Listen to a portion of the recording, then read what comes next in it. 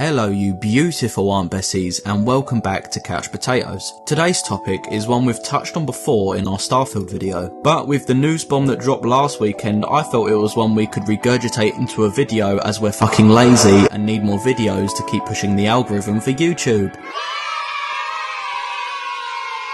No, seriously, we do have opinions and want to hear more of yours and your thoughts on the possibility of Microsoft going first party. Luckily, we're in a privileged position, meaning we own Xboxes, PlayStation, Switches, Steam Decks and PCs alike. And I appreciate that some of you have spent hard-earned cash on a console. You wanted to support Microsoft, but it looks like they're throwing in the towel. But are they really? Speaking of throwing, have you seen Greg's Call of Duty gameplay recently? I mean, wow.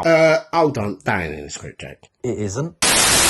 Speaking of throwing, please throw us some love and hit the like button and give us a sub to the channel. We're a growing community and your support is needed and very much appreciated in these early stages. Come be a potato. I preferred my version of the script.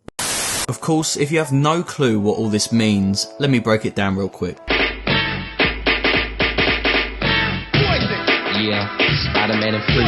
Now let's actually break it down. Microsoft announced that Starfield and other first party titles like Gears of War may be making their way to PlayStation. So what? Well, personally I've been through some console wars in my time. Xbox has been nipping at the heels of its competitors like a scrawny fucking Jack Russell for some time. But why does this matter? The landscape has changed in recent years, and Xbox has been set at the forefront of this shift, showing that consoles are not the only way to play games, and that a library of good games is sustainable income on its own. Of course I'm talking about the infamous Gamepass. And Xbox has been at the forefront of game subscriptions, a bit like gaming Netflix just without the chill. Without the chill being by choice of course, right?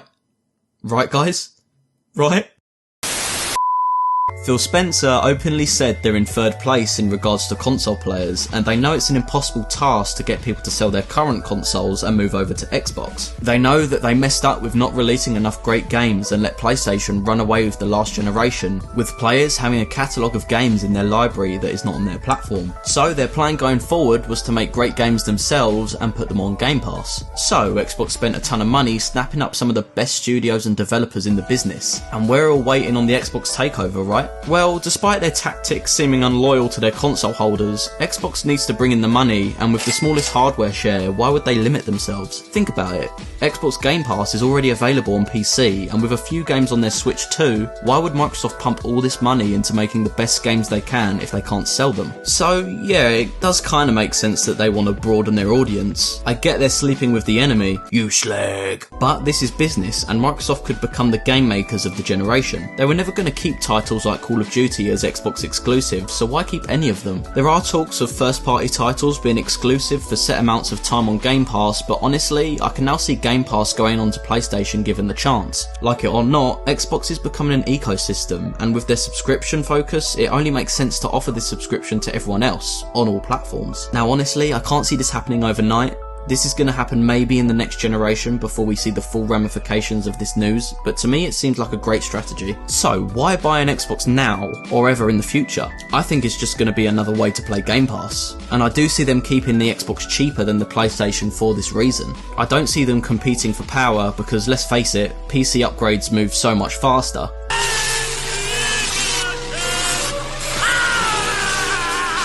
Honestly, being where I am, I don't have a horse in this race. I'd rather play all games possible on any system I want, mine being PC. Even PlayStation have been releasing some of its first party titles onto PC too, such as Helldivers for example. Obviously, Helldivers is a games of service and relies on multiplayer concurrent players, so it makes sense to have it everywhere all at the same time. But with the way that trending games move so fast in the industry now thanks to streaming platforms and content creation, maybe Xbox is more forward thinking than the rest of its competitors. So if you'd like to know when we go live on Twitch or TikTok, make sure to join our Discord, which will be linked in the description of this video. Please tell us your thoughts on this matter in the comments below. Thank you for listening to another load of bollocks. We are Couch Potatoes.